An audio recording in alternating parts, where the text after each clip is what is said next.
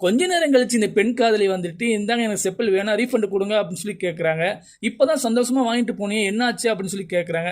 இல்ல எனக்கு இந்த கலர் பிடிக்கல, எனக்கு ரீஃபண்ட் குடுங்க அப்படின்னு சொல்லி மறுபடியும் கேட்கறாங்க.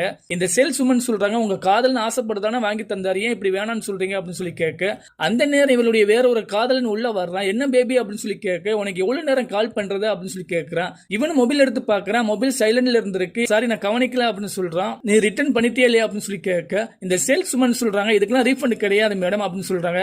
இல்ல நீங்க ரீஃபண்ட் கொடுத்தா நான் கட்டாயம் கிளம்பிடுவேன் அப்படின்னு சொல்றாங்க. இவங்க இப்படி பேசிட்டு இருக்கும்போது யார் இவங்களுக்கு வாங்கி கொடுத்தானோ அவன் கால் பண்றான். இந்த சேல்ஸ் உமன் அவங்களுக்கு தெரியாம அந்த போன் கால் அட்டன் பண்ணி விட்டுட்டாங்க. இந்த 2 பேரும் பேசிட்டு இருக்க அந்த காதலன் கேட்டுட்டே இருக்காரு, எனக்கு சீக்கிரமா ரீஃபண்ட் கொடுங்க நான் கிளம்புறேன் அப்படின்னு சொல்ல, இவங்களும் சரி அப்படின்னு சொல்லிட்டு அந்த 500 ரூபாய் எடுத்து கொடுக்குறாங்க. என்ன 500 ரூபாய் தரியா, 5000 ரூபாய்க்கு பதிலா அப்படின்னு சொல்லி கேட்கறாங்க.